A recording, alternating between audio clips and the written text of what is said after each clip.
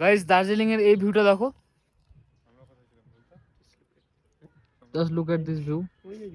শুধু ইমাজিন করো কত সবগুলো বাড়ি, আর এদিকে মেঘগুলো দেখো পুরো পাহাড়ে লেগে আছে। এই দেখো রেড পান্ডা ওটা বসে আছে। আজ আমরা ঘুরবো দার্জিলিং জু আর রোপল্যান্ড, তাই তো? হ্যালো, গুড মর্নিং আজ গ্যাং, তোমাদের স্বাগত জানাই দার্জিলিং নতুন ব্লগে। আজকে আমাদের দুদিন হতে চলেছে আর আজ বিকেলের মধ্যে আমরা বাড়ি চলে যাবো। সো এখন আমরা সবাই সবাই ঘুম থেকে উঠলাম, সবাই বাজে 7:30। আর এখন গিয়ে ব্রেকফাস্ট করে আমরা বেরোবো, এবং দার্জিলিং মার্কেট থেকে তো কাল ঘোরা হয়ে গিয়েছে।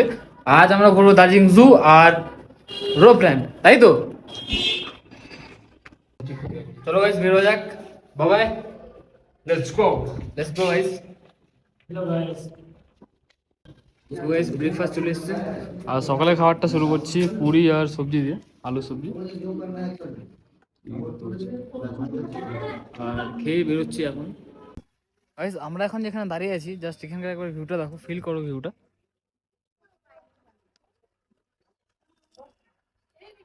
বৃষ্টির জন্য কিছু দেখা যাচ্ছে না, গোলা গোলা। আর ওটা আর্মি ক্যাম্প হয়তো, ওই যে দেখা যাচ্ছে মাঠের মতো।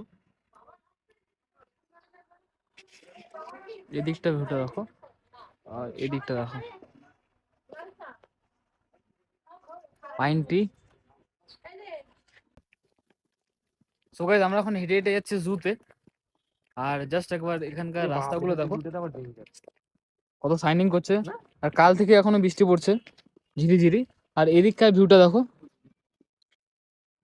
বৃষ্টির জন্য ঠিক দেখা যাচ্ছে না, মেঘ পুরো। গাইস দার্জিলিং এর এই ভিউটা দেখো, just look at this view.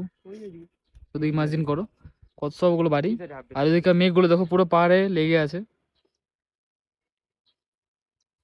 এই এক্সপিরিয়েন্স অনলি পাহাড়ে হবে গাইস, তোমরা এসে দেখো। মেঘটার ভিতরে পুরো ছুঁয়ে আছে। এখানে একটা মেঘ তুলে না ধরে রাখবে। চলো আগে যেতে হবে গাইস। সবেমাত্র আমরা জুতে এন্ট্রি করলাম, টিকিট কেটে নিয়েছি। আর টিকিটের দাম 110 টাকা করে, 440 টাকা টিকিট পড়েছে। আর এখানে ম্যাপ দেওয়া রয়েছে। আর তো চলো এগিয়ে যাওয়া যাক, আর দেখছি কোথায় কি রাখা আছে। গাইস লেখা আছে মার্কোর কোকো। এখানে দেখো, দেখতে পুরো হরিণের মতো লাগছে, বুঝতে পারছি না হরিণ কিনা। আর সামনে দেখতে পাচ্ছ গাইস বাদর। এগুলো বাদর খুব দেখতে কম পাওয়া যায়। কপাল ভালো ছিল বলে সে বুকে দেখে নিয়েছিলাম একবার।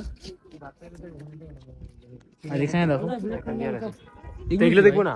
এটার নাম কি আবার? সাম্বার কি আছে? তো যাই হোক, আমরা দেখতে এসেছি রয়্যাল বেঙ্গল টাইগার। সামনে গেলে দেখতে পাচ্ছ মাউন্ট এভারেস্টে উঠেছিল, তার ফটো এখানে লাগানো আছে, পাথর দিয়ে বানানো এটা।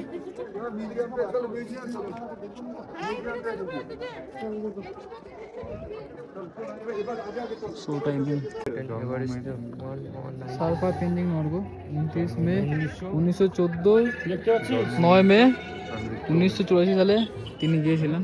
জন্ম মেতে মৃত্যু মেতে তার ফটো দেওয়া রয়েছে, মাউন্ট এভারেস্টে উঠেছিলেন।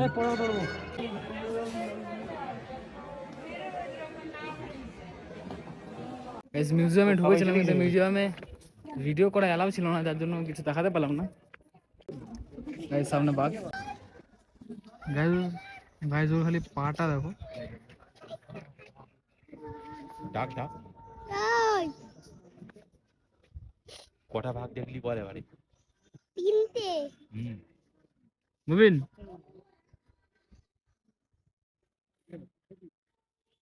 কি ভাগ দেখলি? এটা দেখো গাইস কত বড়।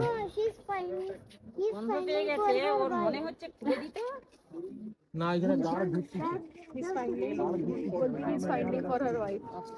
দিয়ে পেয়েছে, দেখ পেটে কিছুই নেই। ওই ওইটা ওইটা আর এই দেখো guys black panther. Black panther বসে আছে, ঘুমিয়ে আছে এখন। বলছে তোরা চলে যা, বিরক্ত হয়ে যাচ্ছে ও।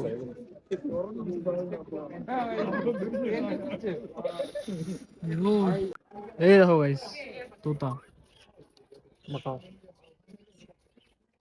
গাছুল করছে। টাকাই আছে। এই দেখো শেয়াল গাইস, বোরিং হয়ে গেল। শিয়াল শিয়াল। এই দেখো বাদর।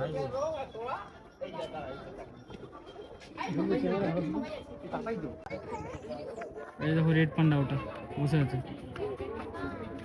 একটাই একটাই দেখতে পাচ্ছি। আচ্ছা এদিকে আয় তো। ও, আমি তো একটাই দেখতেছি। ওই উপরে রাখা, ওই যে দুটা। গ্যাস সবাই মাত্র জু থেকে বেরোলাম এবং জুতে সব কিছুই আছে। Royal Bengal tiger, red panda, black panther সব কিছু রয়েছে এবং দুটো মিউজিয়াম ছিল, মিউজিয়ামে ঢুকেছিলাম। মিউজিয়ামে ক্যামেরা অ্যালাউ নেই, তাও আমি ভিডিও করেছি একটা অজগরের, তো ওটাই তোমাদেরকে দেখাবো। আর চলো এখন যাচ্ছি রোপপ্লেনে উঠবো। এখন রোদ্দু উঠে গিয়েছে দার্জিলিং গাইস, ভাবা যায়। কাল থেকে প্রচন্ড বৃষ্টি হচ্ছিল, বৃষ্টিটা কমেছে এখন, হালকা হালকা গরম লাগছে। লুকিয়ে লুকিয়ে ভিডিও করছি। এই দেখো অজগর, কোবরা।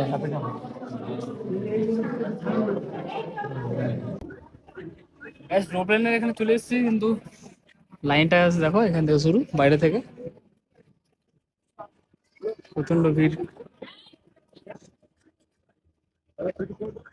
সবাই লাইন দাঁড়িয়ে আছে।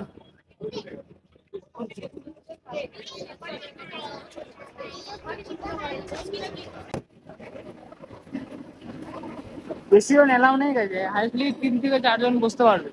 আর পেছনের লাইনটা এত লম্বা, এর জন্য আমাদের অনেক সময় লেগে যাবে, যার জন্য আমরা উঠলাম না। এখান থেকে ভিউটা দেখো, সবে মাত্র একটা ছেড়ে দিল।